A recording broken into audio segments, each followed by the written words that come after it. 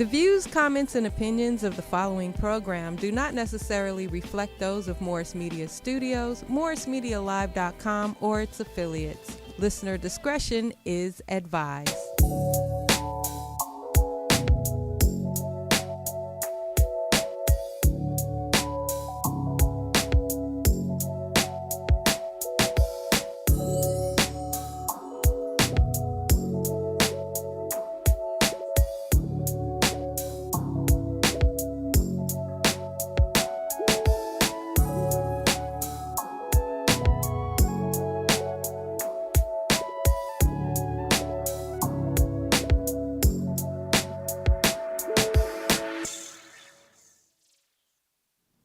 All right, everybody. I'm your host, Selena Coleman, Real Women, Real Talk. And we got two special guests with us. But before we introduce our guests or let them introduce themselves, go ahead, JT. Hey, you got JT with Real Women, Real Talk. Hi, welcome everyone. This is Tammy Cannon Williams.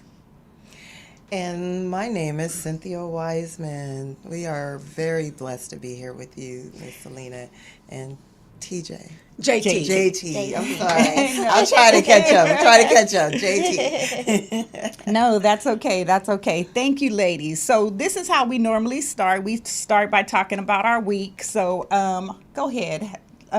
It's on you this time. My week was busy. You know, I got football, got the 3 in football, and then 1 cheerleader. So it's practice games and, crazy, as always. Okay. That's about it. So, for me, I had football too. I had football. I had actually been looking into some stuff with some contractors about doing some projects in California City. And so I'm just driving, and then trying to do some other things up here. I had a meeting. What that mean? Off the chart. Yes. Okay. Yes. Elevated. On another level. Right. Absolutely. I had a meeting with DCFS. Oh, wow. Okay. I would love to be there. I went in and within 5 minutes, it went bad. Oh. And I say it went bad because it hit me emotionally, I guess, because, all the drama and the trauma of my life in DCFS. Okay. And so for me, that was just confirmation that I am not going back to the county. Oh, yes. In real life, I was like, thank you for the meeting, but nah, I'm good. And so with that said, I'm still here to make a change. I'm a human rights activist for the people who this is their first time listening. And then we're going to give it to Cyn Wise. What you been doing? Or Cynthia Wiseman, what you been doing this? This week, pretty busy week. So I work for 2 sister organizations as well as a staffing firm. And what I do is I'm a recruiter. My background is cultural geography, so I have a degree from UCLA. And I use that degree to basically recruit on behalf of the organization. So we provide interim housing for the formerly incarcerated, unhoused families and individuals. So between the 2 organizations, we have about 16 facilities. Can I tell their names? Oh, Okay. definitely, yes. So Holidays Helping Hands and Serenity Recuperative Care are the organizations. And in addition to doing work in California, the CEO and the COO have opened up not only a grocery store in their hometown of Mississippi, but also urgent care. So, because it's a tremendous food desert back in Aberdeen, Mississippi, which is where her hometown is. So, it's pretty great work, but it's busy work, and I enjoy it. That's good. Yeah. Definitely. It's one of those a give back. So your job is giving back to the community as well. Absolutely. We are very strongly rooted in our community. Definitely. Yeah. Your turn, Awesome. Miss Tammy. Okay. Well, my week has been busy. My fun time, I was with my grandchildren. I have two grandchildren, a 2-year-old and a 7-month-old. And so I spent some time with them up in Fresno. And then I helped my mom out in Temecula. So I'm running like you. I'm driving because I live in San Diego. And so I'm driving. And then I have a 17-year-old at home. And so it's had his homecoming dance last night. And so I'm the driver of everything for Right. everyone. And so I have to do all that. In my professional life, I work for a nonprofit organization. And I review and monitor schools and make sure that they are in compliance at all times. And so that's what I do. And then it's just been busy. I've been running around all week, making sure that everyone's doing exactly what they need to do for these children so that they can receive the best education that they can. Oh, Well, great. I want to say thank you because that is a hard task in itself. Like, I get phone calls, like, I've been a union steward for 22 years. And so my community, every time they see a problem and there's somebody that I worked with, they shoot me an email or they Yes. shoot me the video or they shoot me the text. Yes. And I can't fix everything, right? And so my journey has been different. And I say different because March 11th, 2022, I almost died. And it took my focus off of grown people and it refocused it to the children. Yes. And it made me realize that I was one of those kids that was neglected in a sense because my mom worked from 3 to 11 and she expected my brothers to take care of me. And my brothers would like, oh, you my girlfriend. Can you watch my baby sister? Oh, Yes. right. Yes. Right. And so it put me in a different environment. And I just realized at 53 that I want to do things a lot different and not just for the community, but more for the children now. Yes. And that's, Absolutely. Quick question, Miss Tammy. Is it public school or private school? it's a private program. But the ones that you guys The monitor, public. okay. Yes. And so just from what Selena was saying, that's what my dissertation was kind of about in looking at the children. And so we're looking at trauma-informed teaching and trying to get the teachers to understand the importance of individualizing the instruction for each child, because not every child comes from the same background.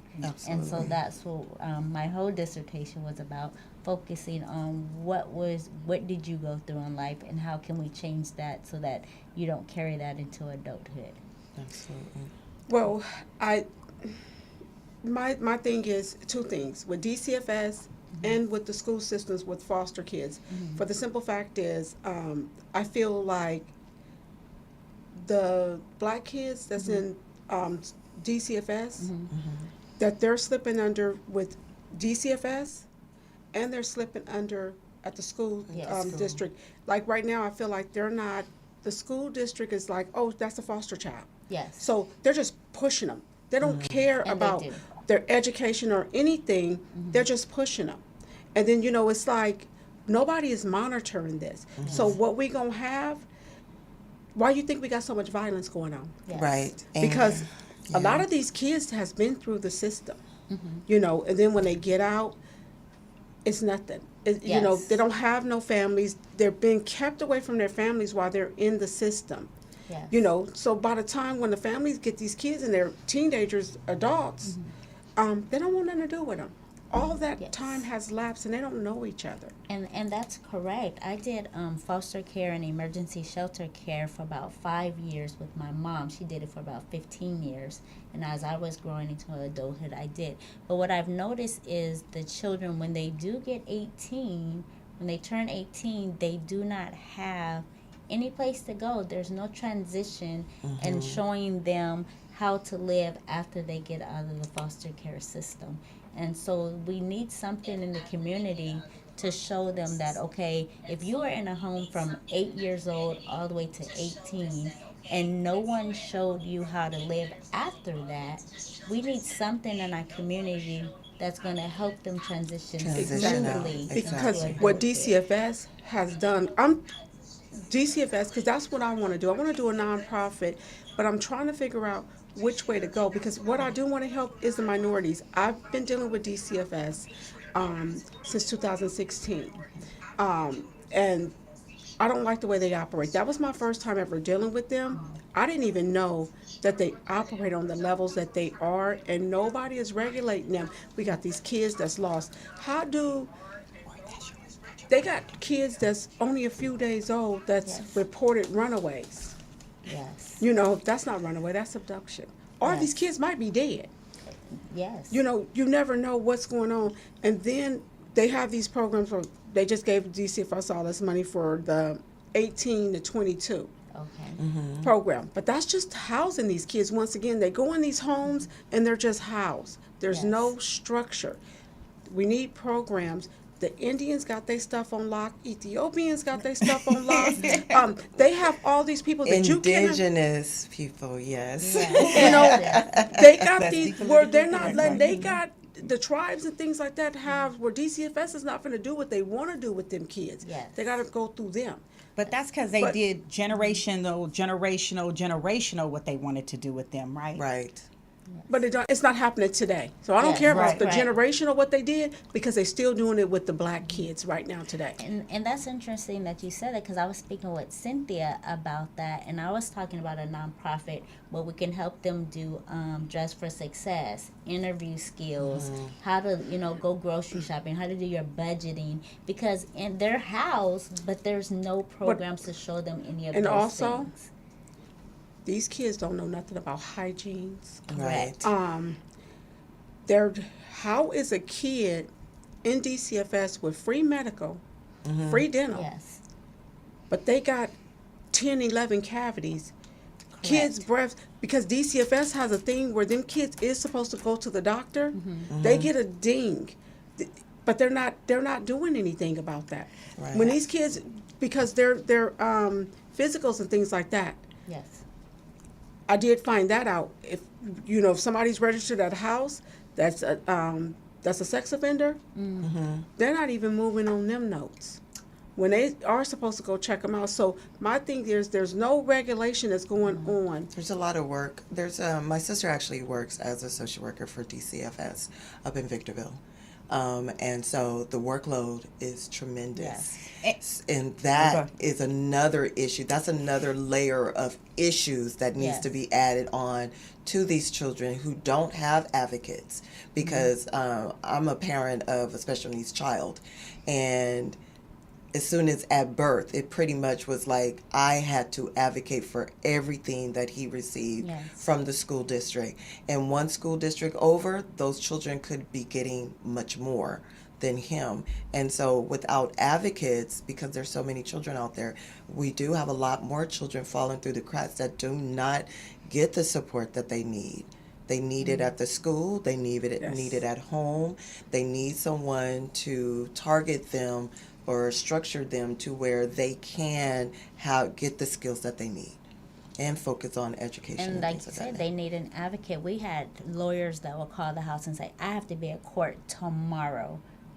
Can I come and lay my eyes on this child? And they don't know anything about the child, but this is the person that they assigned to advocate for the child, and that person hasn't even come in to see the child, learn about the child, understand what their needs are.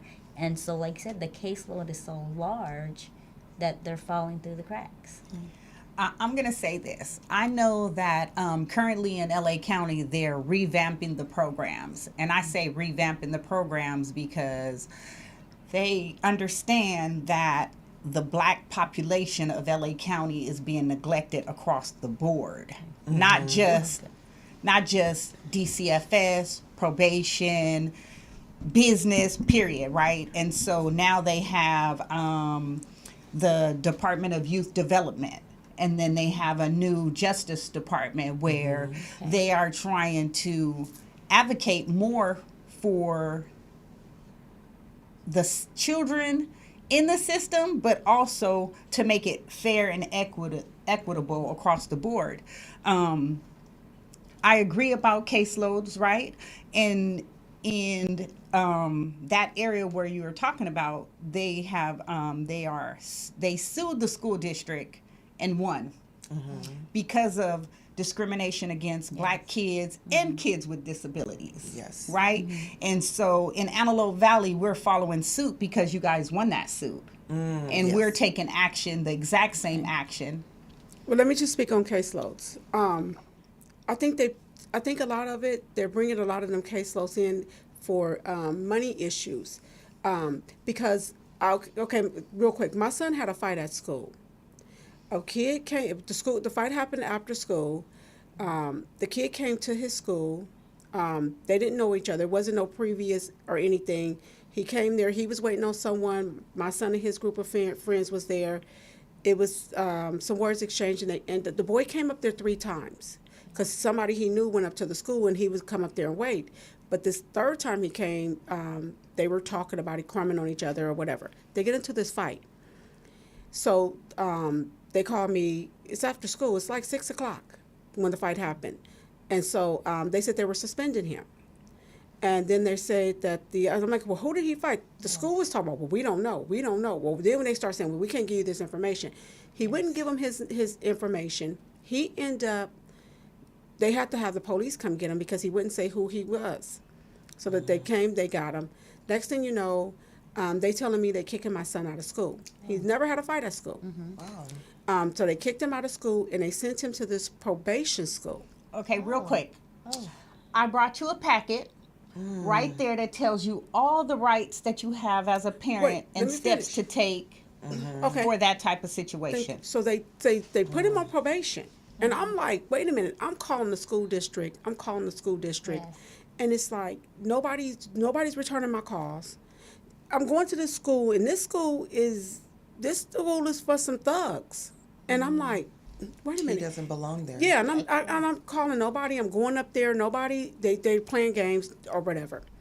And I'm like, this shit don't seem right. Like a fight at school after school. Yeah. Like nobody was hurt. No weapons was yes. caused. So about 8-9 months went by, and I get 8 and 9 months. a That's a long time. yeah, I get a call from a San Francisco number. Like, who calling me? I'm thinking telemarketer, but someone just told me to answer, and I called.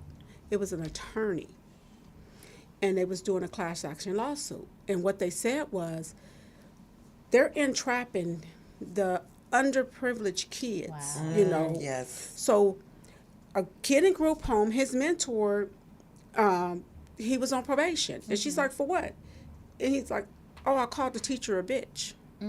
She's like, nah, that can't be right. Yeah. And he was like, yeah, you know, teacher pissed me off, called the teacher a bitch. So she looked at all his paperwork and seen that that's what he was on probation for. But his terms was he could have stole a pack of gum and he was going to jail. Wow. Wow. So Any she contacted infraction. any. Infraction. So she called a group of attorneys. They start pulling the caseloads. Thank God it happened in Riverside County.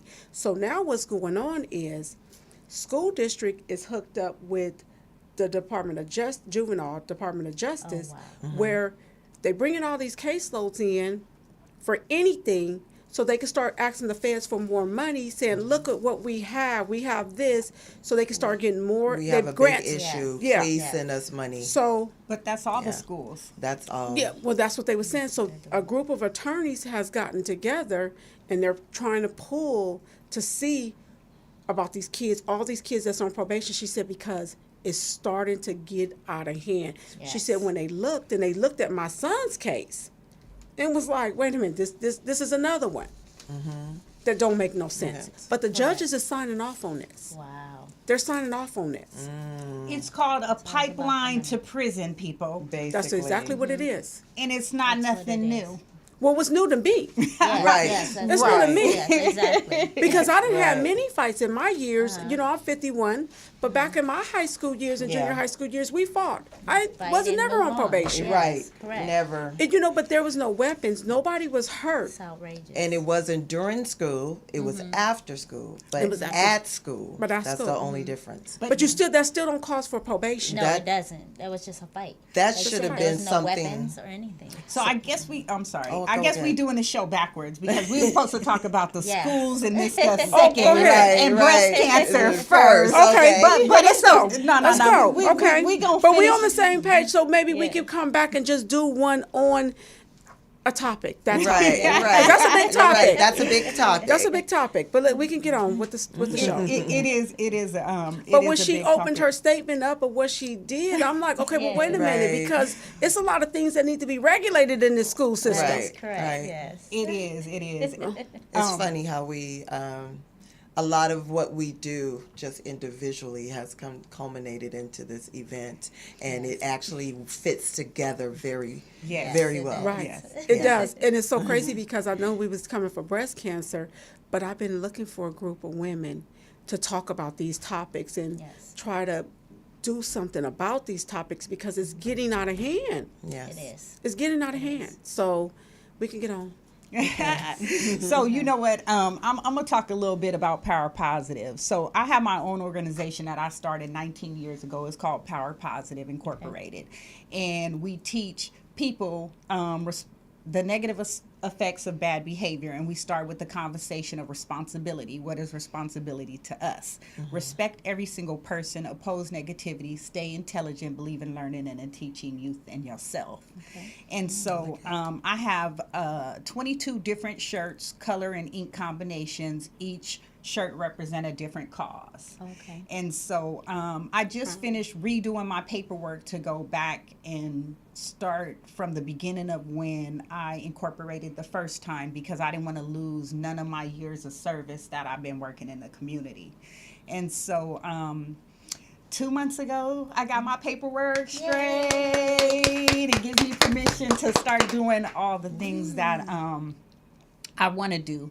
But I focused it on as like a social services, but individualized, right? So we don't have financial restrictions. We don't have area restrictions. We want it to be global because we feel like I started it in Long Beach. And I moved to Kern County in the sense of running from the police. And I say running from the police because 2015, my future son-in-law got killed by the police. And every time we got ready to do a rally, they would be at my door at like 3 o'clock in the morning, or just little things like that. We got 10 impounds for our cars, 3 30-day holds. And so I'm like, let me go a little bit further. But my heart is still with my home. I was born at General Hospital in LA County, and so this is my home. I've been here 50 years before I decide to, let me just get a little way. Yes. But the purpose of that is because we do have so much going on, and we need to focus on our communities as a whole. And I say as a whole because the drugs in the community that our young people are getting a hold of is not like when we were kids. It's actually killing people. It's a death Correct, sentence. yes. Right. One Yeah, just one Yes. use. one time. But- Yes. The one thing I can say about drugs, I'm from Pacoima, the San Fernando Valley. I remember back in the days, people was out on the streets curb serving, but it's not that no more. It's more Correct. indoors. So these kids are actually finding these drugs because it's the pills and it's the lean. Yes. So they're not on front line no more. So it's more in-house. And it's like you're not finding out really, everybody's trying to keep it a secret. Nobody wants to talk about it. And then when you address about the drugs to a family member, they get offended. And it's you need to mind your business or you think you Yes. better. And then, they're ODing. Right. Yes, they are. and it's associated with having fun. Right. We're Yes, just it is. having fun. Right. Right? Yeah. right. Well, or I take the medication that my doctor is giving me. But sometimes people are over medicating. That All is of it true. is not coming from the streets. Some of them is coming That's straight true. from the doctors. Right. Or You yeah, know, and they're medicine prescribing. cabinet. Yes. They So, are. but it's still drugs. You're still Right. on drugs. You still have an addiction. You still have an issue. Alcohol is not illegal, But it's It's still legal. a problem. But it's still a Yes. problem. and it's still a problem. And that's It the is. difference. People don't understand that. The marijuana, it's legal, but it's not. This stuff Still a is not problem. legal to overdo. You know, you can buy as much alcohol as you want, but you ain't supposed to be driving with it. Right. You know, the prescription drugs. When do you feel like you might be taking too many? Too of them? many. Yeah. Correct. It's too many ODs that's going on. But even now, so you can get a prescription from the pharmacist and it still be laced with fentanyl, Right. That is true. right? So people got to be mindful of that, right? Because, What they're putting in their bodies. Yeah. yeah, definitely. Yeah, you're right. But a person with an addiction is not going to know. They don't know. They just want to be high. It's the people, their loved ones that's around them, that's seeing this person change in Yes. appearance, in their mind thinking, in their ways. Because regardless of what you own, it's only so much you can hide it. Look at Michael Yes, Jackson. correct. Right. You know, he went, you know, Yeah. Yeah. Correct. Yeah, Yes. even more than that, because the new drugs, and back to what you were saying, Tammy, because we know that trauma is inherited now, right? We Yes. know Yes. it's in your DNA, right, from the makeup of the last, trauma to trauma to trauma, right? And so, even drug addiction is the same. It's past. Alcoholism Yes. is the same. Yeah, Yes. definitely. And it's more so to the point where I'll say the new meth, right? It's making your brain cells different. Right. So people that get high, it's not like before you can, this person was on drugs for 10 years and then they got sober and they got Yes, clean yes. and now they're well again. Well, that's not happening to these babies. Yes. And that's what JT was saying. Yeah. Yeah. Your brain chemical is different, right? And it's never gonna go back to the same. And it's sad because I witnessed a friend who her husband, but wasn't the biological dad of her son. He turned 18. They put him out. And now here it is 2 years later, he's home, but he'd been homeless, so he started using drugs in the street to Yes. whatever reason, right? Yes. And mentally, you can see it in his face. Yes. You can see when he talks, Right. right? And so I want to thank you ladies, all three of you guys, because this conversation need to be talked about because of the type of changes. That that needs to be happen. made. Yes. Yes. Okay, so Yes. somebody that I know, I had found out that their son's girlfriend was using pills. And then she popped up pregnant. So I said, hey, you need to talk to, your son. Make sure because I've heard that she was on them really bad. So I'm like, you need to make sure she ain't doing them while she's pregnant. Because, Yes. just because you get pregnant, you don't stop. Exactly. Right. Exactly. So I was brushed off. So now the baby is born. Yes. And I see the baby, and the baby is 4 months. And I noticed the baby wouldn't Doesn't Yeah. track face. It was just blank stare. Yes. I've dealt with adults and kids with disabilities. I've worked with them, and the baby was doing like this weird Yes. shake, rock, Yes. like, and babies don't know how to rock themselves, but that is a sign of autism. They rock. So I said, when you was holding the baby, did you notice that the baby is shaking? Immediately got defensive. Wow. And immediately got defensive. So as the baby was developing, I noticed the baby wasn't developing. The baby is almost a year old, not holding the bottle, not sitting up, not catching no type of eye contact. So when the baby was like 11 months, I said something else. Oh my God, you think you better, you tell, no. it's always you think Thought you. about that. So Yes. now the baby is almost 3 years old. You want to tell me now, guess what? They got the baby. The baby's not doing anything. Yes. Just, talking about the baby, they finally got the baby tested, and you were right. I didn't want to be right. I just wanted y'all to just get the baby checked at 4 months. Yes. Yes. The Because now you- earlier Yeah. the child can Yeah, get diagnosed. you're 3 months behind, Right. but it's like soon as you say something to us, it's offensive.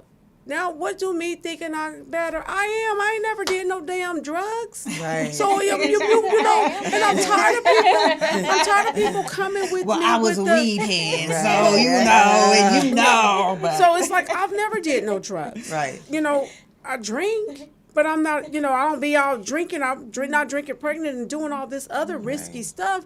So I am better than that young damn girl that was popping pills. But you know what? pregnant. That's a cultural. I feel like that's a cultural issue because in our culture, we didn't go to the doctor's office to get diagnosed. Having a diagnosis, it has a negative connotation to it. Luckily, I was very blessed to have a mother that comes from child care, child development was her specialty, and she was a paraeducator. So she was in special needs, helping children with special needs, which turns out my son wasn't just ADHD, he was Asperger's or ASD, which is autism spectrum diagnosis. I wasn't afraid of the diagnosis at all, but that's not normal necessarily in our culture because we don't want to get that diagnosis because we think Yes, it's going that's to correct. stigma. No, that's correct. What is there to be afraid about? Because at the end of the day, if that's what he has, that's what he has. It's just a stigma. right, it is, Yes, and you know it what? is. I was just getting ready to say that too because we just went through something similar, right? But it's a stigma. But let me just say this real quick. But at the end of the day, it might be a stigma. It might be, you know, I'm embarrassed, I'm afraid. You think we can't look at this child and see that this child is almost 3 years old and ain't doing nothing. Not Yes. sitting up on his own, not doing anything. So Yes. once Right. again, It's a difficult conversation But- as a teacher in the classroom trying to tell a parent that, you know, I reviewed your child, I observed your child, and this is going on. It is hard for parents to hear that. It is. I used to be the community advisory, on the community advisory committee. I was basically one of two parents for the city of Inglewood on this committee. And our job as a parent with a special needs or a child in special needs department was to basically go out into the community and try to disseminate as much information as possible because that stigma, it's generational. It's if there's a language difference, it can be scary because you're like, what does that mean? That's one more oversight, set of oversight people that need to be in my business. Right. That's basically what it is. Right. And in our community, I feel like we don't want people in our homes. We want to be able to handle and take care of our family the way we've raised it, take care of them or otherwise. So it's a lot to say. It's a lot to. and I understand. Hold on. I want to say two things on that. You're right about not wanting people in our homes.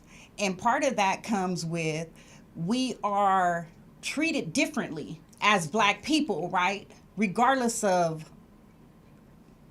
I mean, I'll do a comparison. You can have a Hispanic family with 3-4 generations in that household and it's thought nothing of it. Let us come and have 2 generations or 3 generations in our household and it's looked at totally different. Absolutely. Right? And so that's one.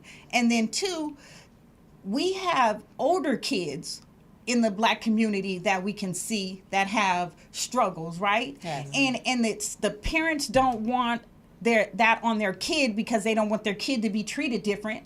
But what they don't understand is that kid is already being treated different. Yes, Because that is correct. we can tell. It's just like back in the day when you seen a 5-year-old switching and being a little feminine, Yes, right? yes. And then you got the man in the family saying, oh, don't be no punk. Or you got the females like, Correct. oh, he gonna be Right. a little sissy, right? Right. But the terms and the technology is not okay.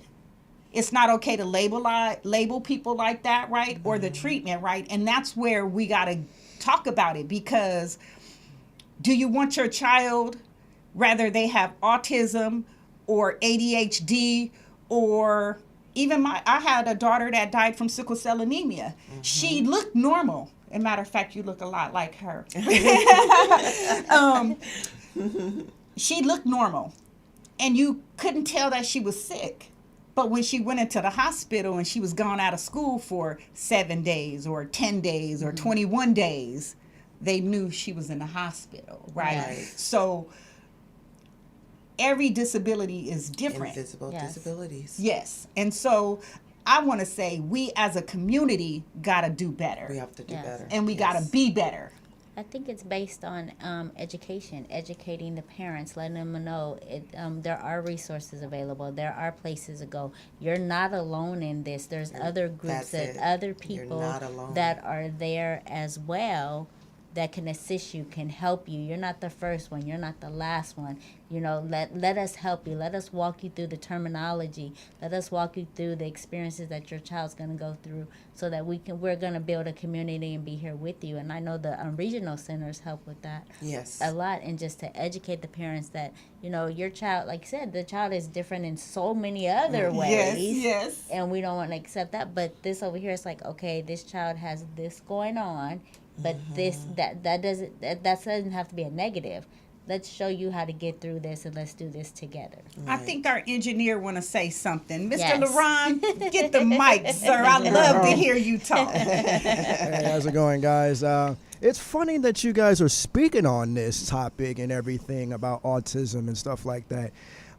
This is no secret, but you guys don't know this, but I have autism as well. And I dealt with that pretty much all my life. I was diagnosed at the age of 4. So I totally understand what our parents are going through, because my parents actually dealt with me as a kid, and they didn't know how to deal with me. And the thing is, when school, they only thought that I had a mind of a 5-year-old, right? Yes. Or Yes. like a 6-year-old, right? But at the time but I proved everybody wrong, and I had like all A's in all of my classes. So that's just something to think about, because because people with autism, people might think they're retarded, they're stupid and all that, but at the end of the day, they are smarter than you think. Right. You know what I mean? And I can tell you this as well, because like at the age of 10, that I also created boots out of paper. And my mom can witness this. If she was here, she would tell you. She saw it with me wearing it on too. So it's like I used to do do arts and crafts back then, and then to music and all the other stuff that took over me, you know, as my passion and stuff like that. So, you know, just to shed light, you know what I mean, there is still hope for people with autism, you know what I mean? You just have to yeah, so that's all I got to say. So I appreciate you guys for telling me. I appreciate you guys are speaking about this. And thank Okay, you and for see, sharing. that's Yes. my whole point right there. The engineer. With the embarrassment, all you doing is holding your own child back, because with the right help and the support, Yes. they could be They can go anything. far. They could be Engineer. anything. Yes. Yes. So, and that's the problem that I have with our culture. The embarrassment, it doesn't matter, because at the end of the day, you're holding your own child back. Correct. You are the problem. That child don't realize that at Yes. such a young age that they got an issue. But if we start getting them in their programs and getting them the help that they need, Yeah. they could be anything. And that's Yes. my whole thing about Yes. get the child the help. I think that's akin to racism. It's learned. It is. It's not innate. You don't wake up one day and go, I don't like you or you or you because you don't look like me. Someone had to demonstrate to you that there was a difference Yes. between you and here. And then it seems like every nationality has this colorism within, whether it's the Latino community, you're not fair enough. Black community, we definitely have colorism. So I think that we teach our children, or we've been teaching them that being different is different. But that doesn't, being different shouldn't be a negative thing. And I wanted to tell the gentleman, the engineer, is that me and my sister would call. So my son and my sister are very similar, and but we used to call them or label indigo child. So an indigo child is a child that believes or possesses special, unusual, and sometimes supernatural traits and ability. Like they can't, my son couldn't articulate how he knew something. But at 4 years old, he can tell you about the clouds. He can tell you about how the sound of your voice changes with the fan. He would have conversations with you.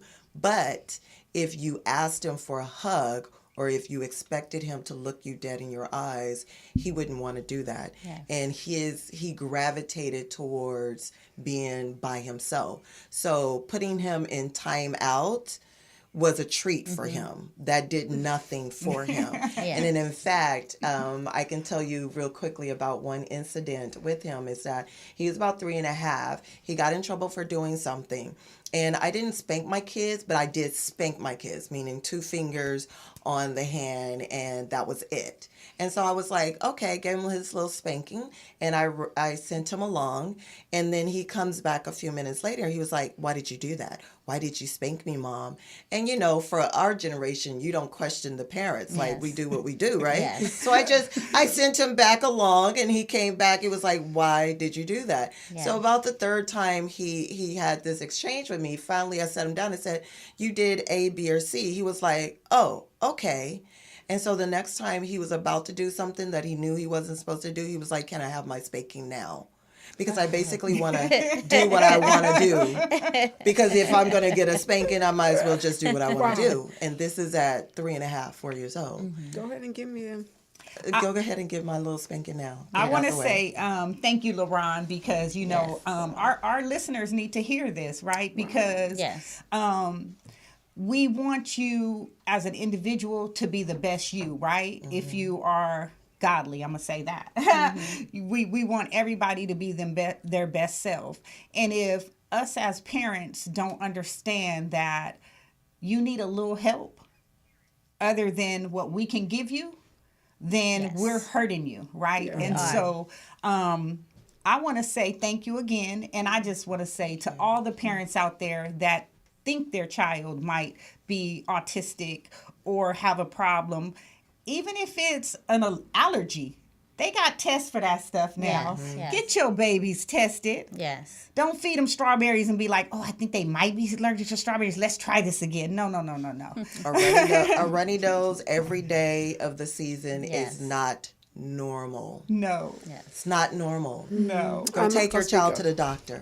Right. You know what? I ain't gonna speak over that. Okay. I had to have surgery at the beginning of the year. Adenoids or My sinus. Sinus, And they yeah. thought it was cancer.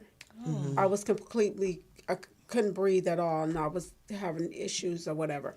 I was completely clogged up with pallets. okay. And they Yes. thought, yeah.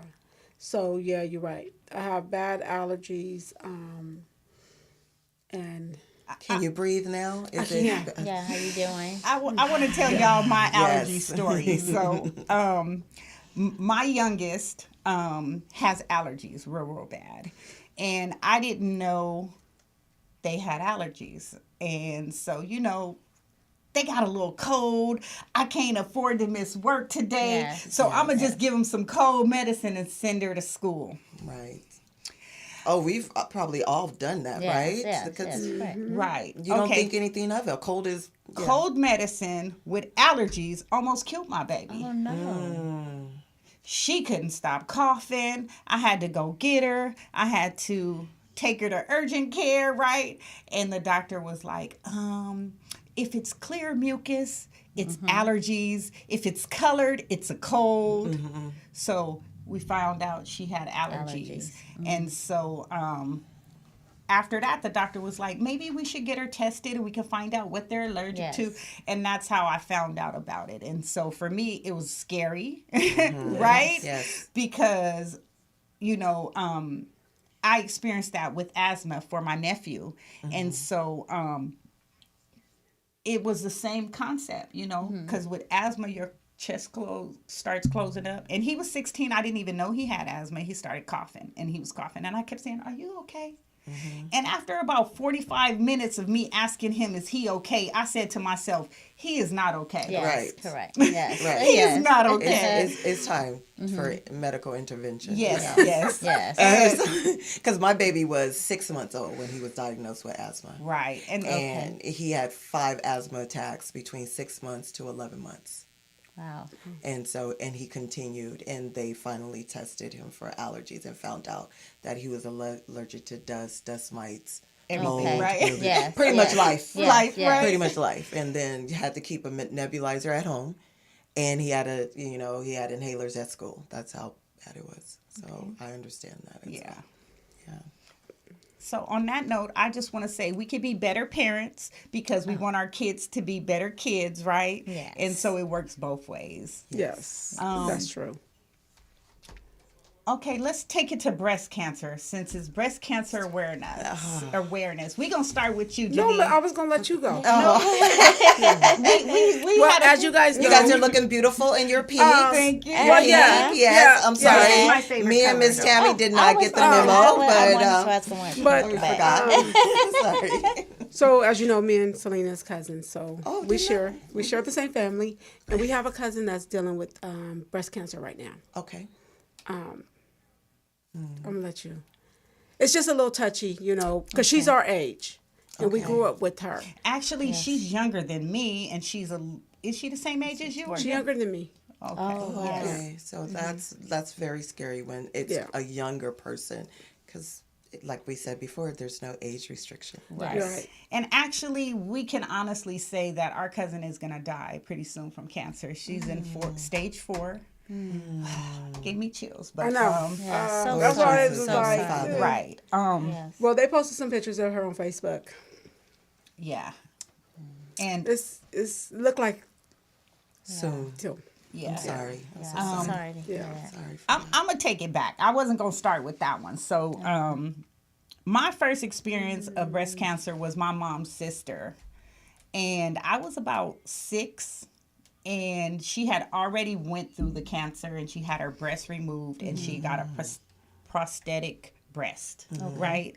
And so she brought me over to have this conversation with me, and it was at the end of the night, and she took her bra off, and she put her prosthetic in a box, and she explained to me that she had breast cancer and the process of that. And in the morning, like, I was sad because I seen she had a scar and all that. And she knocked on the box. She's like, "Are you up yet, lady? It's time for us to get dressed." And So innocent. Oh my gosh. yes, and so she made fun of it. Right. Right. Yes. And so it helped me to accept breast cancer and not be afraid of Yes. it, She right? took the fear away. Yes, she did. Yeah. But it also let me know that you can live after breast cancer, right? Yes. Because I was 6, and I think my aunt died probably 2 years after my mom died. Okay, so I was told years ago that breast cancer was like one of the lower ones, like you can have it and beat it. So that's what I had thought. And then I forgot how many years ago it was. It was before 2011. I know that a childhood friend that I grew up with had it. And she had told me, she called me, and she was like, "I was just diagnosed with breast cancer." I didn't think anything of it because, people, I know survivors. Yes. So I'm like, and she declined quick.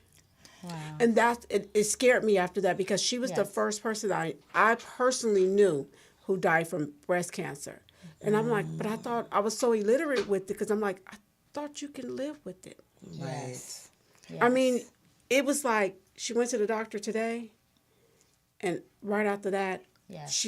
everything started changing. Her whole appearance, and you can tell that she had it, and she was sick, and that scared me. Yes. It scared Early me. detection. They talk about very early detection. Yeah. Yeah. And what they seeing now is early detection ain't really early detection. Yeah. Right? Yeah. Because if you take a blood test before you even get a knot or whatever, you might test positive for the cancer versus once you already feel it, Yes. you know, Angelina Jolie, Angelina. Angelina Jolie. right, Yeah. I think she did that. She tested for the gene. the gene Yes. and discovered she had the gene and opted for a double mastectomy Yes. of her breast and then replaced them with And if I'm implants Yes. later. and if I'm correct, wasn't she positive for the breast cancer?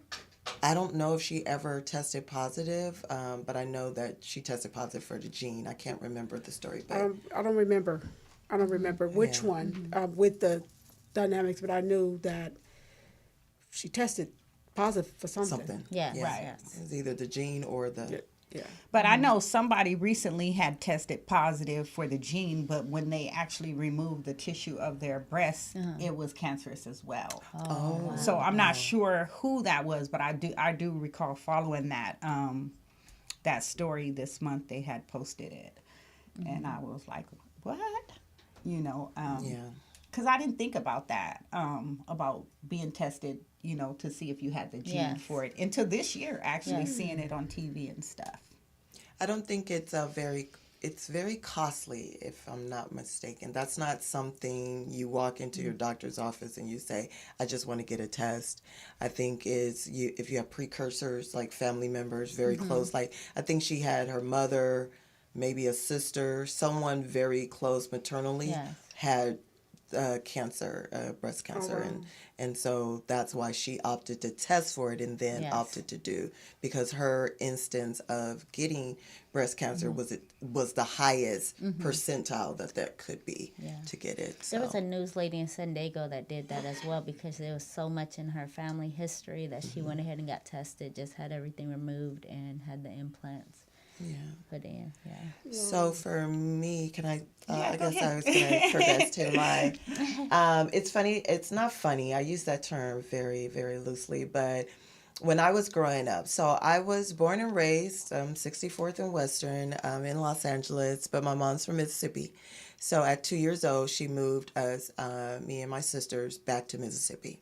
So my grandfather and grandmother are from Mississippi. So my grandfather's sister, so with me, my great aunt, I just remember being in her bedroom and kind of noticing, the muumuus, the button-down, big kind of dresses that lounging dresses that they wear, and kind of noticing her chest and having kind of like a scar, and then also noticing that she would put like scarves kind of stuffed her brassiere back then. So we didn't really know, or there was no one who specifically told us. Yeah. But as we got older, because I left there when I was 9, you kind of go, I think our auntie might have been, she might have had, a mastectomy and suffered from breast cancer. So we've done a few walks on her behalf over the years, but yeah, it wasn't scary, but then again, it wasn't disclosed to us as being cancer. Yes. And Right. that term, you know now in retrospect, because the signs are there, that's what it was. So, yeah.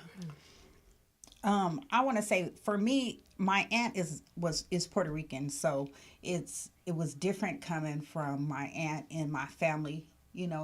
Because on my dad's side of the family, we really don't have those type of discussions. Yes. Yes, I can see that. Even with Summer, right? We didn't find out until stage 4, and It's like stuff like that. It's like it's not talked about because it's like by the time I found out, it's it's bad. Why is that? Why that's Well, it goes into that's this the thing prevalent of, question in my I don't head. want Is nobody like, knowing my business. right? People being up in Yeah. my business. business. Yes. It's that. As if you can control being sick. It's like when COVID broke out, no one would have said that they got COVID Yeah. when they Right. first got Yes, COVID yes. because it was like this community. It actually was a global disease. Right. But I don't know if you guys remember like the stigma with having had COVID and people like you're in line with people coughing and people Yes. take their 5 steps back to get away from you. and it's that same kind of nuance. It's like, You don't want anyone to it's know. the best thing to know because your family history could save a next generation or the same That's generation. true. Yeah. Knowledge is power when it comes to marriage. My Yes. anybody that one of my grandsons was like, they got the he didn't even know how to say coronavirus, right?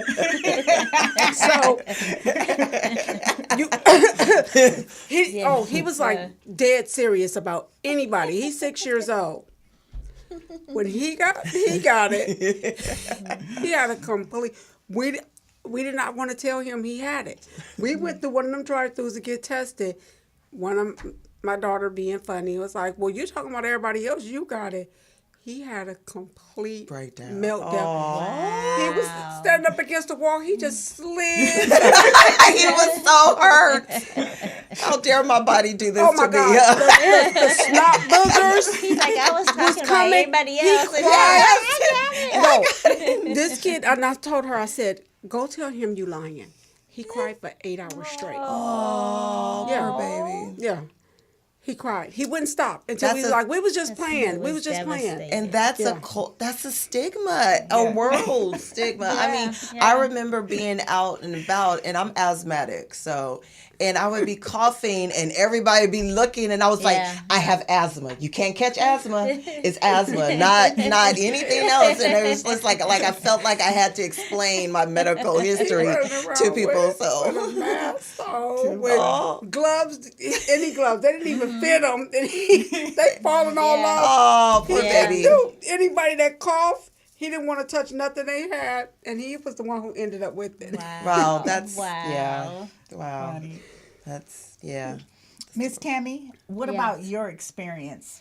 I haven't had any experience with breast cancer in my family on either side, but I will say I did not do well. I did not go get checked. I just had I'm 53 years old, and I just went and had my mammogram this year. Okay. Everything was fine, but I did fear going to get my mammogram. It started off that my boobs were really small. Right. And they kept saying, it's gonna hurt, it's gonna hurt. So it started with that. Right. And then Right. as the years are going by, and then I wasn't fearful at first, but then as I got older, going into 40, then a fear set in, like, oh no, what now if? you have Right. to. What get if? it. Yeah. So, Right, you you know, went from before options. it was like it was an option. Now it was like I'm 40. And then they're like, okay, you're 41. Did you go for your mammogram? I keep getting the pop-ups. Right. You need it. And I was like, oh, next year I'll go get it. Oh, the next year I'll go get it. But I realized I had a fear of going to, even though they said the early detection is the best, That's I didn't want to go. And finally, this year, after I said, once I finish this doctorate degree, I'm looking at my health. That's what I'm doing. Once I Right. finished that in May.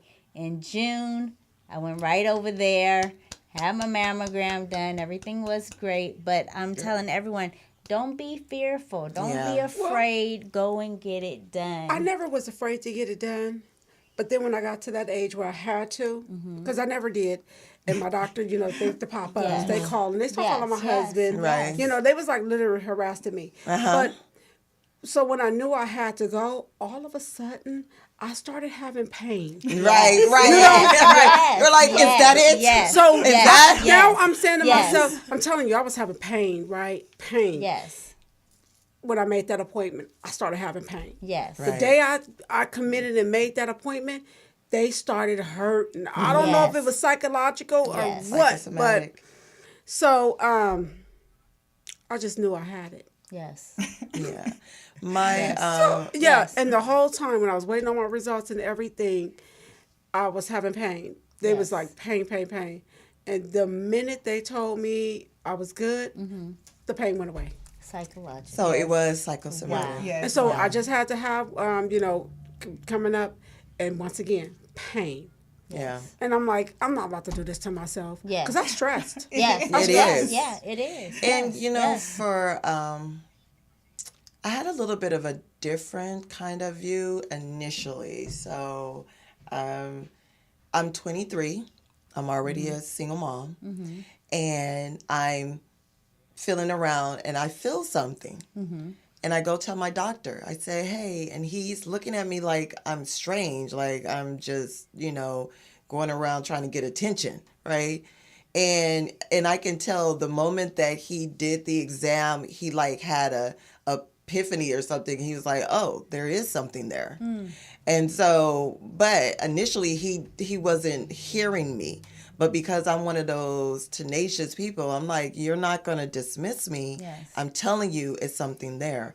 And so I did my first mammogram in my 20s. Okay. And so after that, and so what it came back was dense breast tissue. So from that point on, because I have dense breast tissue, it was imperative that I go have the test done regularly. Yes. So by 40 years old, I was already regularly getting checked. But then there was a point in my life where I had 2 younger children. You get swept up in getting them to school, getting to work. Yes. And so I was putting off my most recent appointment for my mammogram. And my doctor said, he was like, so why haven't you gone? And I was like, I've been busy. He was like, okay, well, are you too busy for cancer? Yes. So the bottom line is Correct. you either get with it and get this mammogram, because if cancer happens, then you can't be too busy for that, because at that point that's your life on the line. Yes. So at that point I was like, okay, so every like clockwork I get my mammograms now, and thank God I've not had any issues. And then I had found out also when, people get their boobs done, that the scar tissue, so it's good to get that checked too, because sometimes with the scar tissue, they can't tell if it's cancer. Right. But I learned that because of a friend of mine. She had hers done. Not because of self. No. No, she's natural. No, okay. She had a reduction, and it was like a little scare because she had had it or whatever. She went for a checkup, did her mammogram as she got older, and it was like, we see something, but it was scar tissue. Yes. Yes. And so scar tissue, it's always good to get checked too when you have your boobs done, Okay. because they can't determine, until Yeah. unless you Good get checked. information. Yes. So yeah. So definitely, it doesn't matter if it's natural breast tissue or you've had augmentation. You should be getting your exam. You should be getting Men as well. Yes. At Yeah. 40 years old, men should be checking their prostate and checking for breast cancer, because those are true killers. Yeah. Yes. Yes. I want to say, I just went through surgery that put me in a surgically induced menopause, right? And so they sent me back to work, no problem. And it created a hormonal imbalance, right? And so trying to get back balanced Yes. has been a task. I tell you, my daughter was like, I haven't took my medicine in 4 days, and she had her gallbladder removed, so she has to take medicine for that. And I said, if I don't take my medicine in 4 days, I'm gonna be out there committing murder. It gets I'm on estrogen, I guess, to balance me out. But if I'm late taking it, I get hot, I get angry from the inside. Yes. Right. Yes. Not something you could control. Yeah. Not something like, Right. Cynthia, you kept poking me and now I'm mad because I asked you to Yeah. know. Right. Like Like, there's inside. no, Yeah, it's within. it's like a rage inside. Yes, you. yes. Yeah. And so, menopause is not yeah. fun. I was like, It's not fun. okay, now I understand. Now I understand. I haven't had it, but I've been hearing about it, and I heard it's not fun. Okay. No. Yeah, I've been Yeah. heard some really lot of symptoms, scary lot of stories different- about it. Yes. So I'm afraid of that too. Yes. Yes, I'm hoping that it just. I broke a few fans. Yeah. Yeah, you get real hot. Yes, You're yes, real hot. yes. Well, I Mood didn't break swings, them; mood they wore swings. out. Yes. Oh, okay. So we got a question. How do men get tested for breast cancer? Oh, I never. I think I've never really studied up on it, but I do believe when they do their annual exams, they're supposed to also have the doctor go through, because you know your doctor as a woman going into for their women's check annually, the doctor does a cursory exam, Yeah. Yes. which is the same one you should be doing in the shower. So they say that in the shower you should just be checking underneath your arms, your lymph your nodes, arms, and yes. bringing it around underneath your pectoral muscle and all of that, and going all the way back around. And so men should be doing that. You Yes. should be having, and if you feel like you're not comfortable or with doing your own self exams, then during your annual, you can have your doctor also do those exams for you. Yes. Well, thank you for that That was information. a great Yes. question. Yes, it Yes, was. yes. Question. And Kazo put in the chat earlier that she lost an adopted sister 11 Yes, years she ago to breast cancer. So just wanted to say, if Kazo is still here, you know, I'm so sorry for your loss. Yes, It is, sorry for yeah, your I loss. understand Yes. so much about that. And I do believe that there's two different types of breast cancer.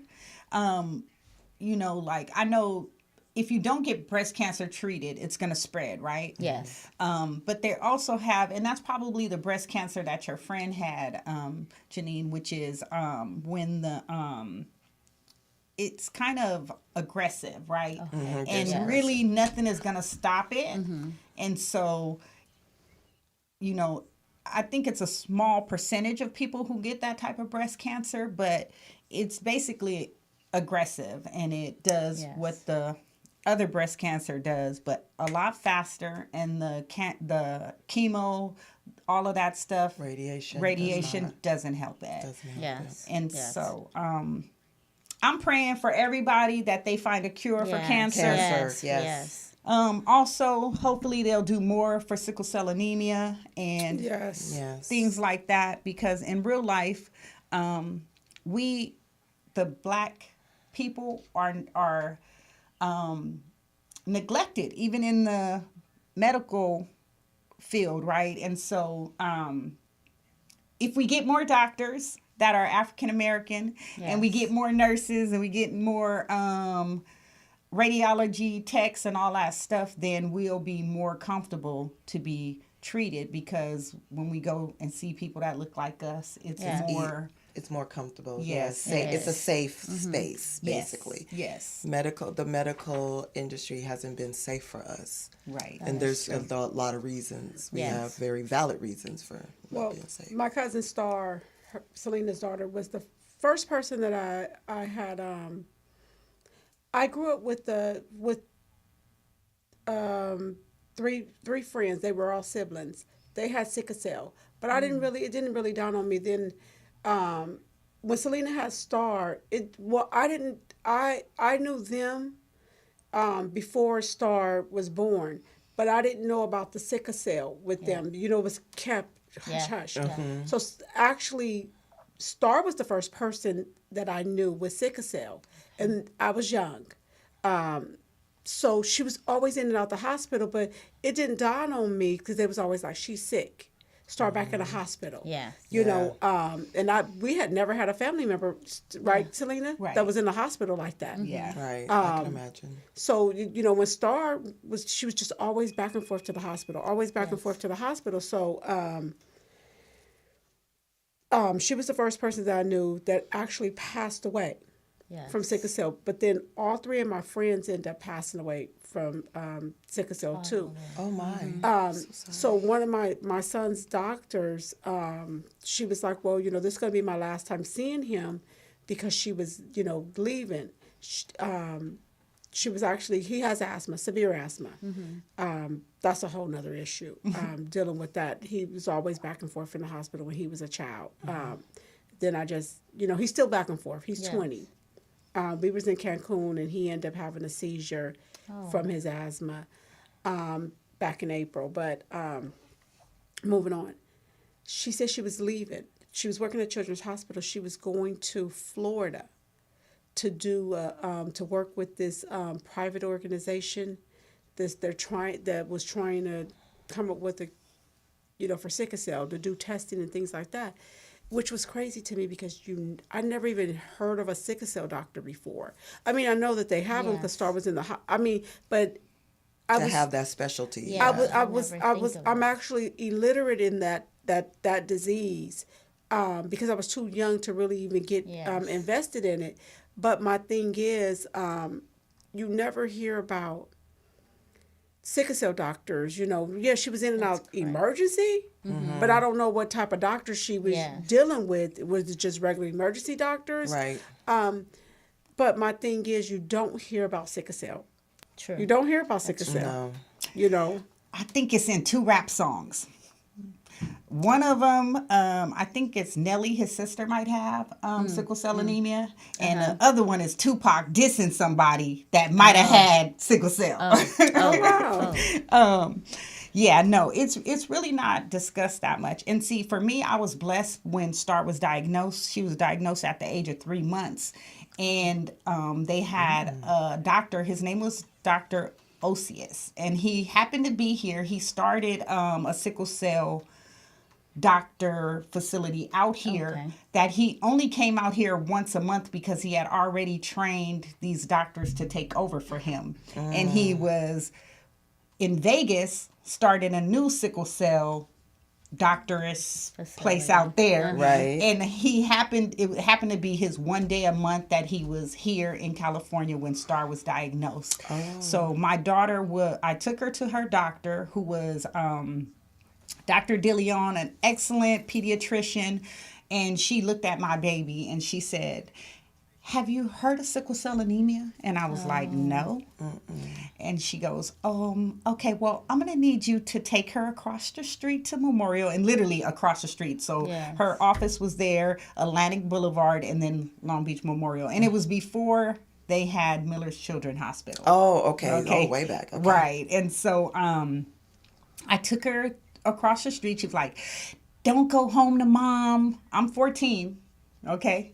So she's Oh, like, newborn baby at 14? yes. Oh, I had her at interesting. 13. 6 days later, I turned 14. Okay. Wow. So she's like, "Don't take her home to mom. I need you to go right across the street." And she's like, "Go to the second floor. They're going to be waiting for you."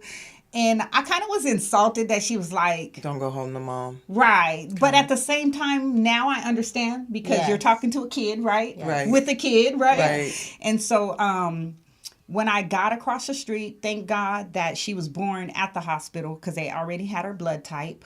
And they had tested her. Her blood was 1.7. Oh, okay. That means almost dead in real life. Right. Yes. Because at 3.7 she would get transfusions. Right. Right. And so they had me sign papers, and by the time I finished signing the papers, they were bringing the blood up from wherever, the blood bank, and they She would- was almost out of blood. Yes, and so she had her transfusion. That day, at the end of the day, I remember Dr. Osius telling my mom and myself that my daughter had sickle cell, a severe case, and that she probably wouldn't live until the age of 3. Okay. As a 14-year-old child, I was like, he don't know what the fuck he's talking about. My daughter ain't dying at no age of 3. Right. Right? Yeah. Right. Which she didn't. God blessed her to be here Yes. to the age of 7. Okay. But she did pass away at the age of 7. And that changed my life. And it changed my life because when she died, I was in jail.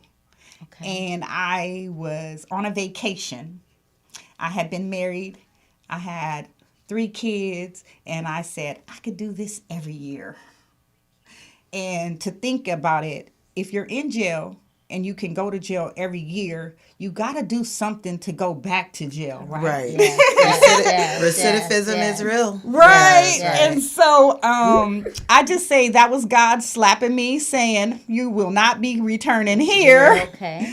And that was my first wake up call in life. And so I came home to bury my daughter. But the type of person I was, if I would have been home and she died, I would be in jail for murder. And so I do know and understand that. And I just say everything happens for a reason. Correct.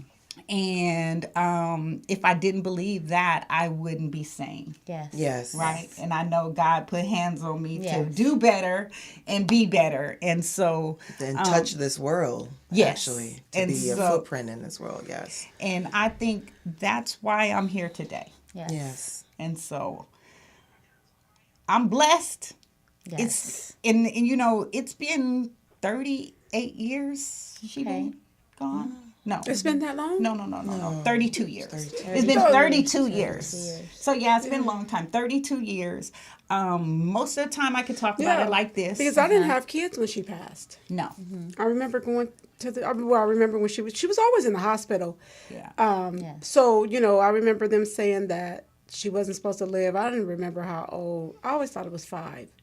Or whatever. But I remember when she turned 5 and I was like, you know, wow, she was still alive. Yes. Yeah.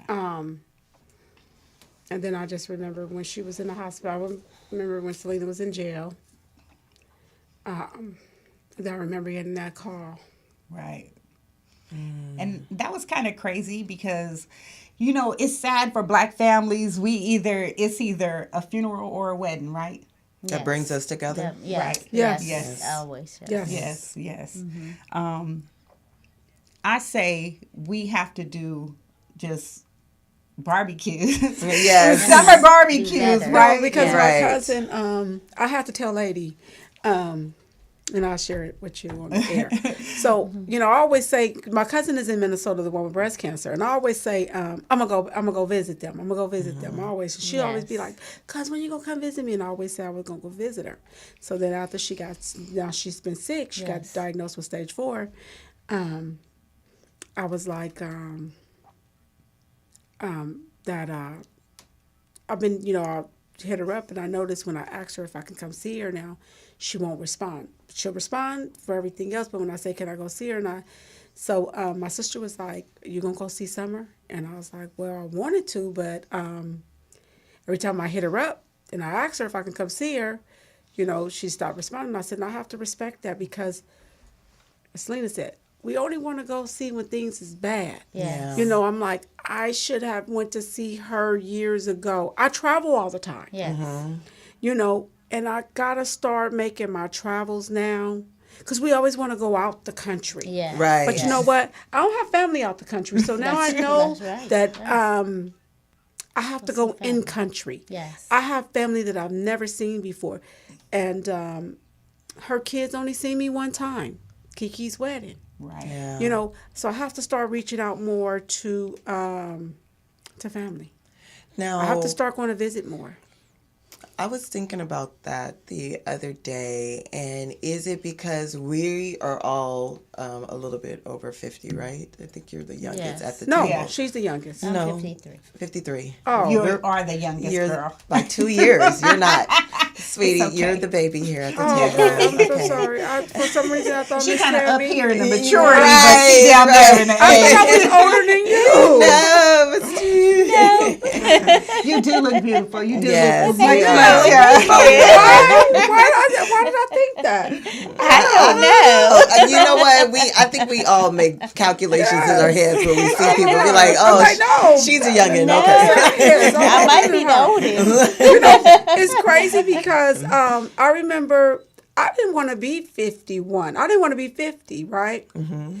You know, because you feel like that's old. Right. And now I'm so grateful of Yes. every year that I turn Yes. because we're losing so many people that ain't never even made it Made to it to this 50. age. Correct. Yes. My friend with Correct. sickle cell, she didn't make it to 50. Right. She Yes. died at 32. And I'll never forget when the security guard said, we was all at the hospital when she passed, and the security guard said, what did she die from? Because we was, you know, of course, going crazy. So they had security. So he didn't know they just called security up there. And I remember him saying, I was the first one in the room to go see her after she passed. And security saying, what did she die from? She was so young. I'll never forget them words. Yeah. So every year that I had turned, because she was older than me. Right. And so when I made it past her age, and every year, I always think about her. Yes. Yes. So many people didn't make it, so I don't care if a person say, "Oh, you old." Right. I'm Like, thankful to be Thankful old. to be old. That's right. I feel the Say same you way. gotta I live feel to the be same where way. I am. Right. Yes. That And part. so I Yes. think for me though, it's seeing my mom get older and older, and also because she's the baby out of 9, so she has no more siblings, and so you being confronted with your mortality by seeing your parents grow older, and you Yes. realize it's those tenuous moments where time is not granted to any of us. We can't discern when our last day is going to be, but we Correct. all know that it's coming, so we should make the most of it. So And it's yeah, like we Yes. want to climb mountains. You know, I remember when Selena's dad had got sick, my uncle, Sam. And I remember going out to Oceanside. I never had heard of Oceanside before in my life, right? I was about to beat that nurse up. But going out to Oceanside. that's what she said. Because- So whatever I would have been in nurses jail. decide. Because Uncle Sam was sick. Right. You know. You had Uncle Sam too. I had her Uncle Sam. father name Yeah. was Sam. Uncle, my Uncle Sam. So, I remember going out there, and then I never went back. You know, for years, and then you go on to SeaWorld and Disney, all that out there, SeaWorld and the zoo, San Diego, and you see an Oceanside, and it's like, and every time I see Oceanside, I think about my uncle. Yes. Because that was all I knew. I didn't even know it was out towards San Diego. All right. I was like 18, 19 years old at the time, Yes.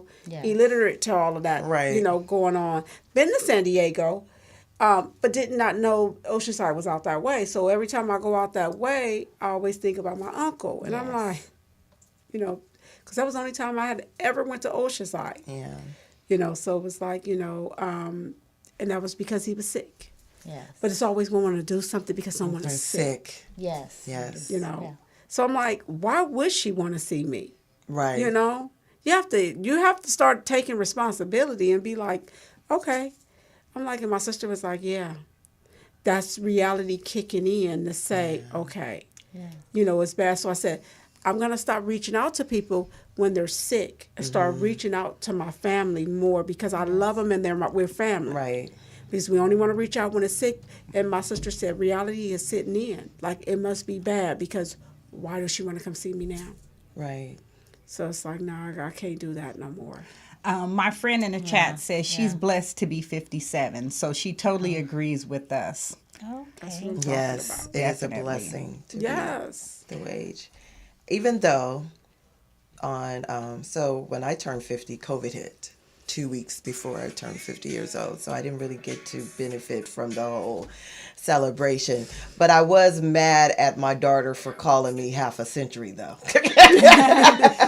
That's so funny because Yeah. we right before COVID hit, I turned 52 that same Yes. year, right? So we had got 2 cases of tequila, dark and light, and we were gonna do a skate party, private, right? Right. Couldn't do it. Yes. Couldn't do yes. it. Couldn't do it. Couldn't do it because of COVID. So, but I want to say this: COVID made it better for everybody, even though it made it worse. Yes. There are provisions in place now that we did not have or even consider back then. So, and in the industry that I work in, we're working with unhoused individuals. It didn't actually interrupt us. We kept working because obviously, if you're unhoused or you're formerly incarcerated, you need somewhere to go. But yeah, I think our minds are wide open about how diseases are acquired and passed along, and our necessity for all being on board to end any disease, whether it's research on cancer, whether it's opening up and being very open about autism and ADHD. It's all of our responsibilities to It is. to get It that is. information out there. Yes. It's It all of is. Yes. And that's what it's crazy because on my way here, I was telling a girlfriend of mine, we get so offended, but we got to keep putting that information in the universe but people gonna get offended. Yes. You know, they're gonna get Yes. offended No matter at what. just asking, telling them, well, I think you might need to get the child checked, or you might have this, or especially with prescription drugs. They think because the doctor Yes. prescribe it that it's okay. But there it's is a not. phenomena of Yeah. over medication, overly prescribed And- medicine. I yeah. forget the term, but doctors sometimes, if you come in their face enough, they're going to prescribe antibiotics when in fact they know you don't need antibiotics. And in fact, Well, yeah. Aaron Carter. They just said that they had him on. All his stuff was prescribed, so I guess his son is suing the doctor, or the pharmacist. It was just on the nose. Yeah. His was all prescribed. And I had a friend tell me she went to the doctor for some help, and he said, "You know what I do, right? You know what type of doctor I am."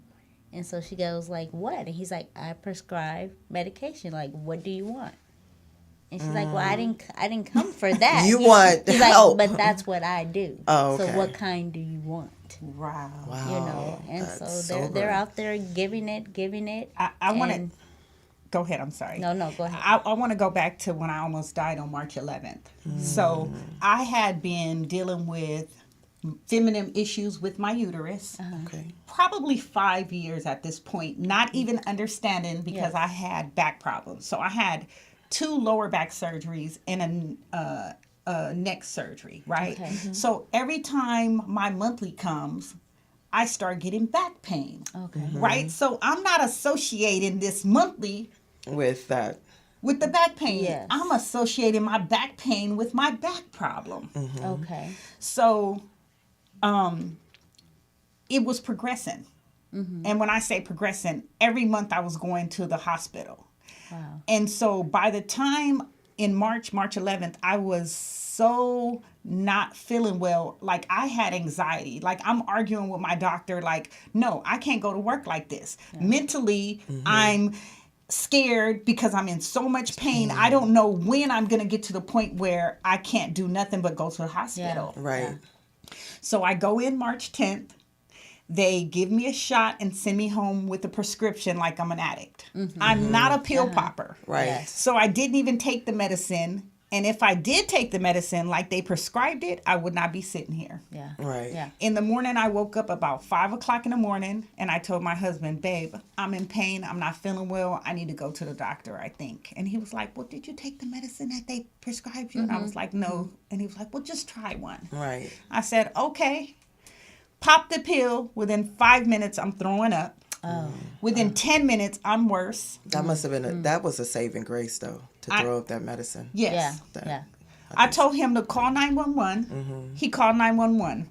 Before the ambulance can make it, we was in the car driving to the fire station. We was back on the phone with 911 telling them to meet us at the fire station because I felt like I was dying. Okay. Within 10 minutes of that, I'm in the ambulance headed to Tehachapi. And I was like, well, I wanted to go to Lancaster. Thank God they didn't take me to Lancaster Wow. Right. because I would have sat in the hallway for 5 hours and would have died. Yes. Right. Oh wow, is that bad? It was that bad. Wow. When I No, got, Lancaster Hospital is that bad. yes.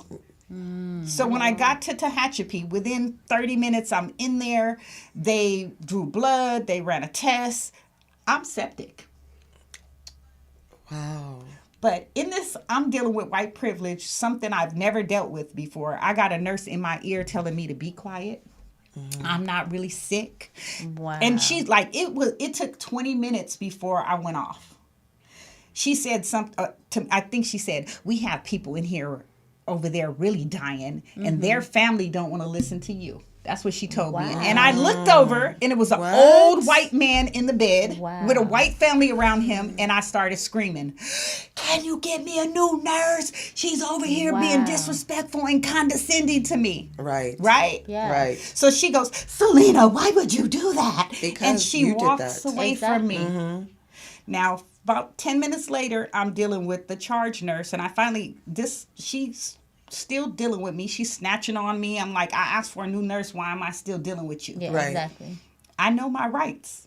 I'm a steward. I teach people their rights. Right, You know what I'm right. saying? What area do you want to know, right? And so he said, I'm the charge nurse.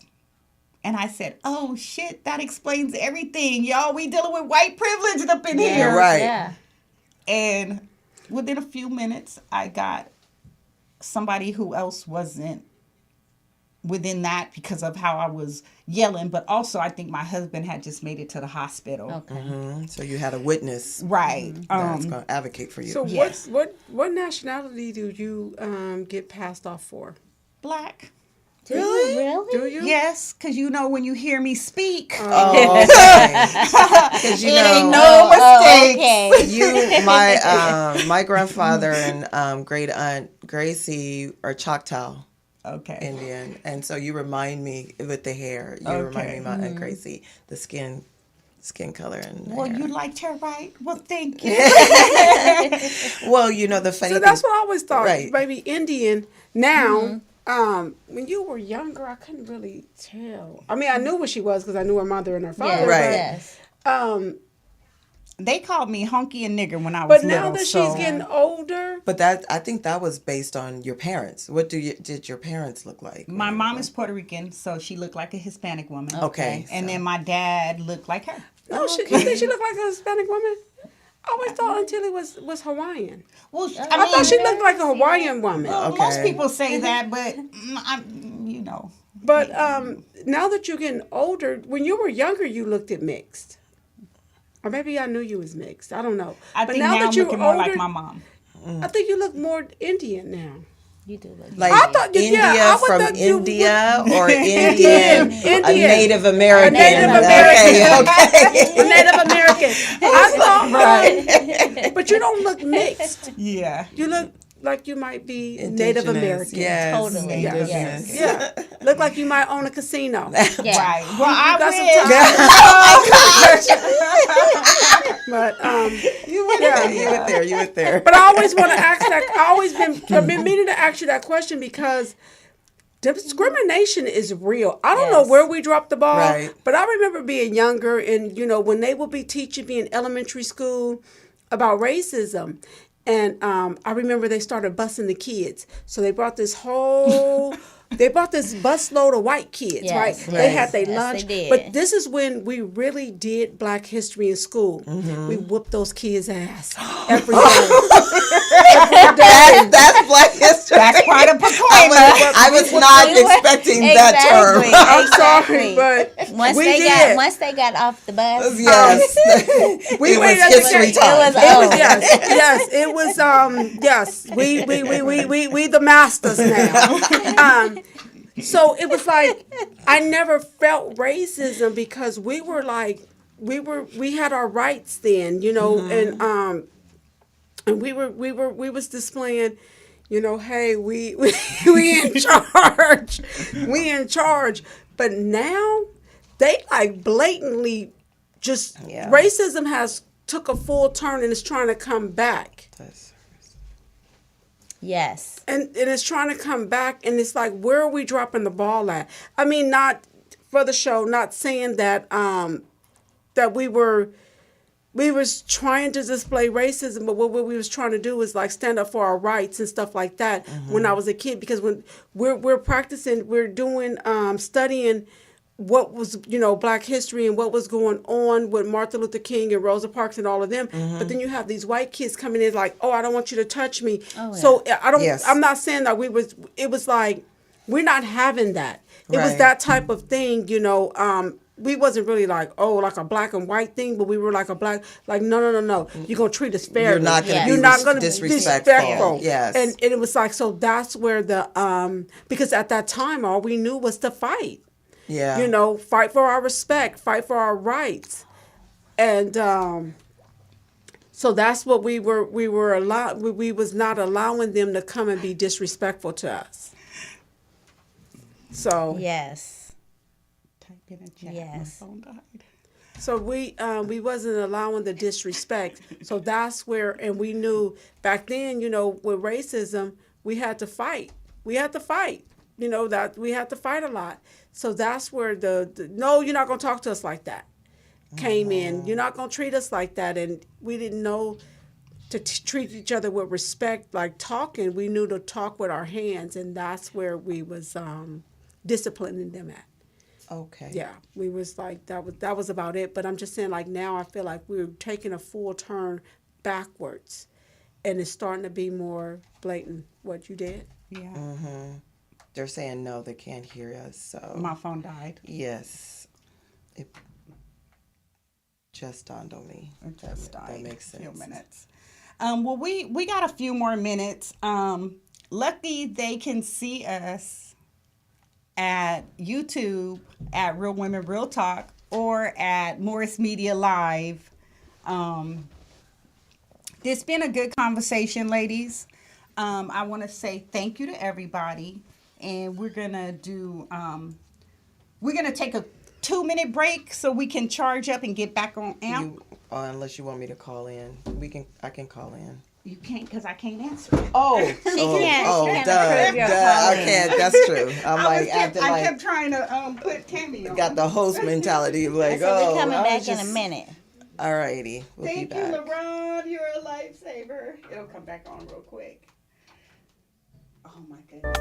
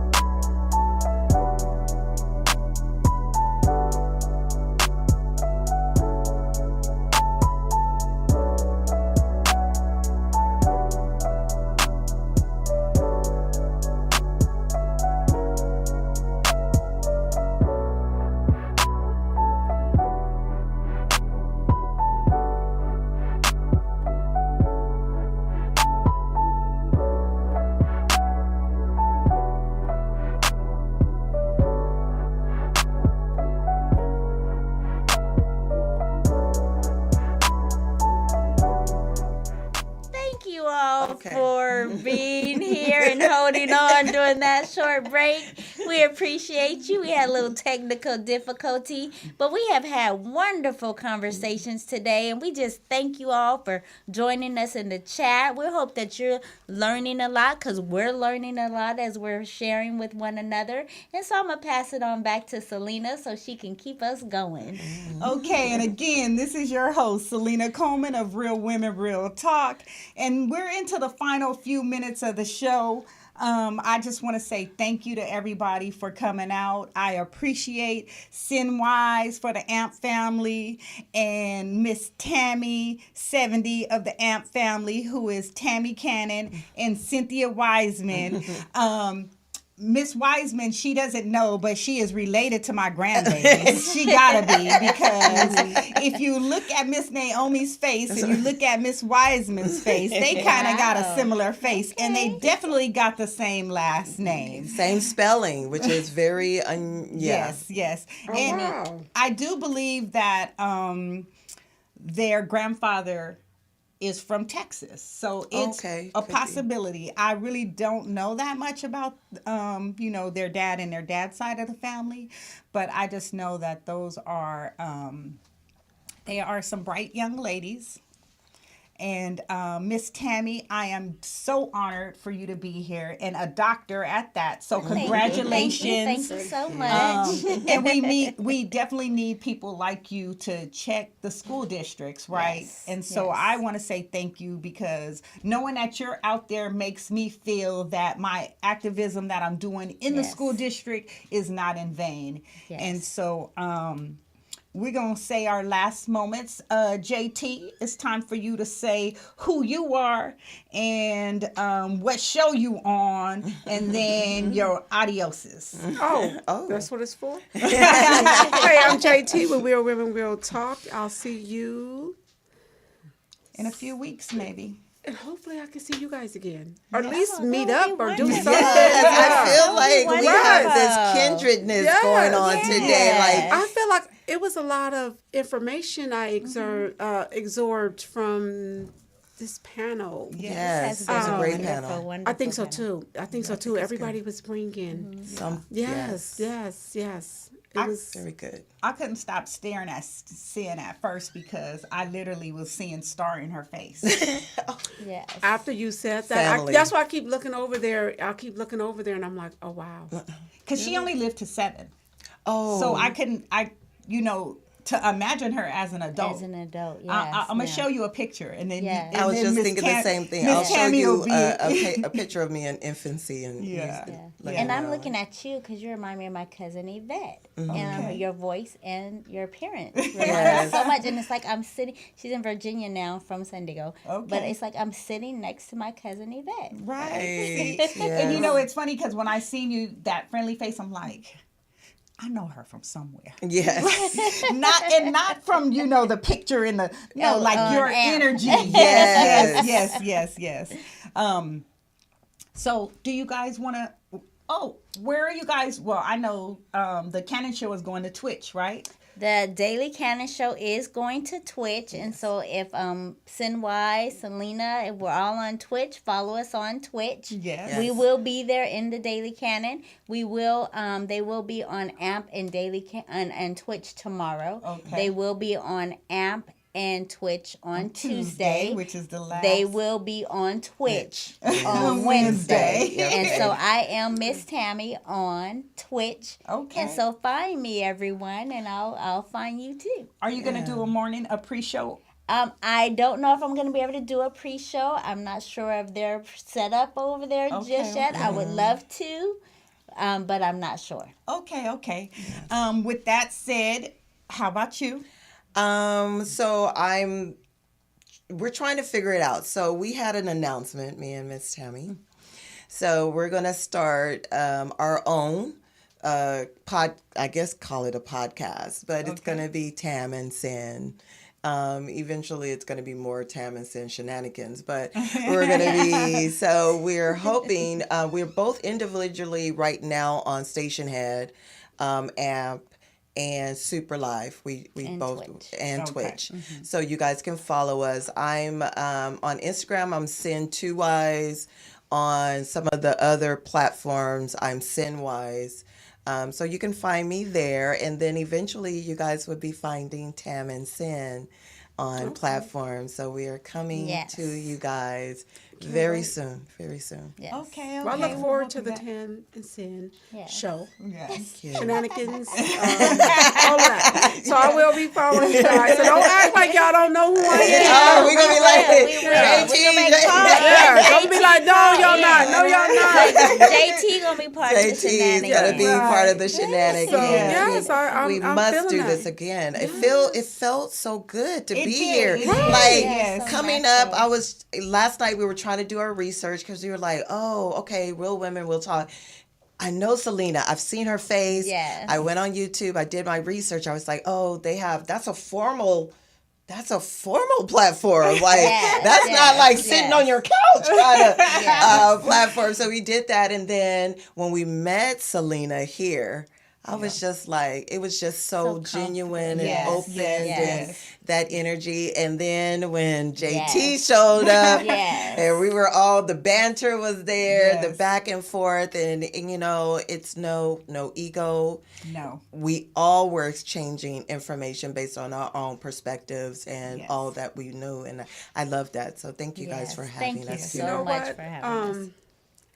I was a little nervous or whatever, but then I'm like, you know what? I just got to go on and just roll with it. Yes.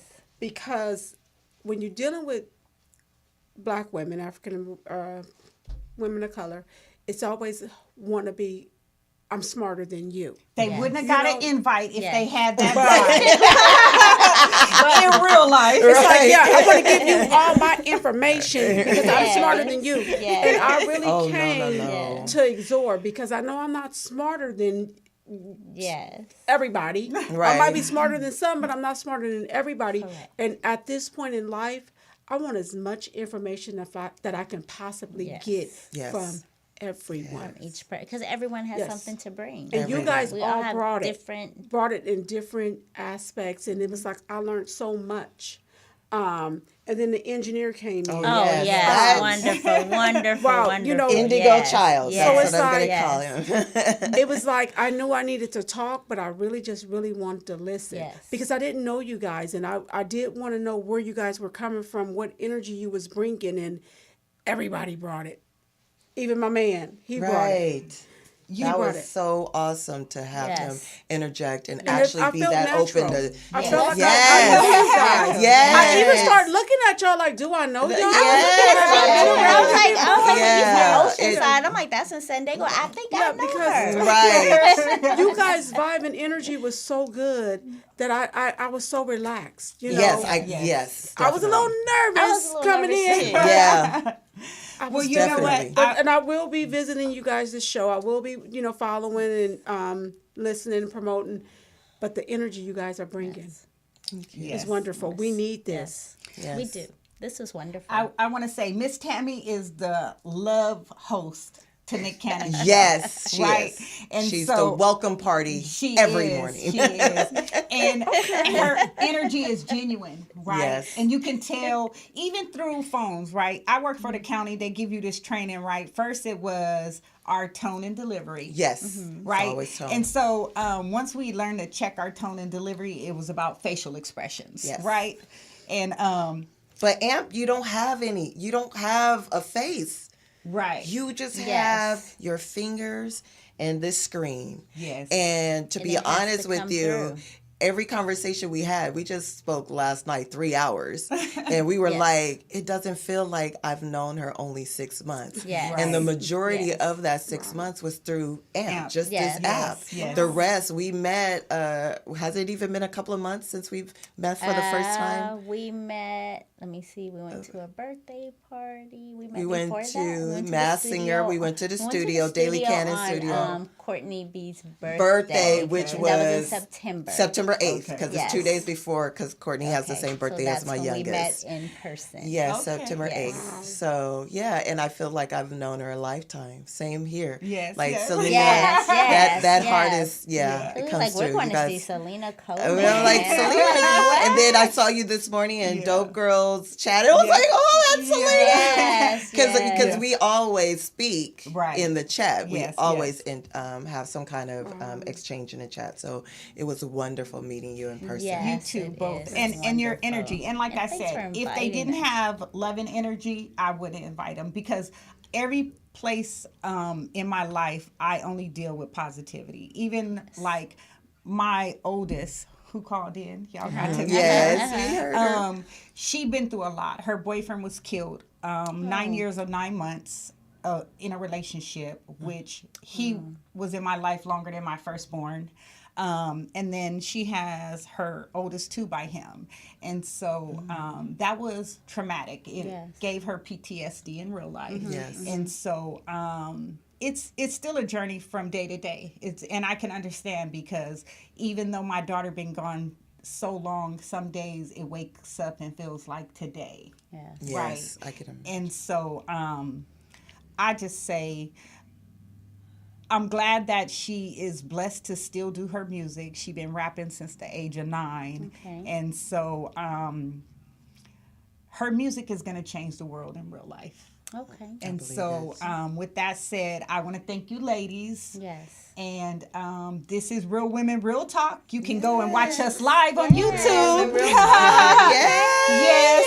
And I'm looking forward to seeing their podcast, and hopefully we can do this again, and maybe we can set up some roundtables, Miss Tammy, would be where we can have awesome. some real conversations. That would be Absolutely. awesome. And I'm chop with up it. some real topics, because we know everybody in the world can just use a little lift, right? Yes, That's right. a little And lift. so Right. Lift us up. we say that thank you, Mr. Coleman, for being our chat. Thank you so much. And thank you, Mr. LaRon, for being my engineer. Yes. And with that said, this is Selena Coleman, Real Women, Real Talk. Until next time. Thank you. See you all. Thank you, everyone in the chat. It was quiet today.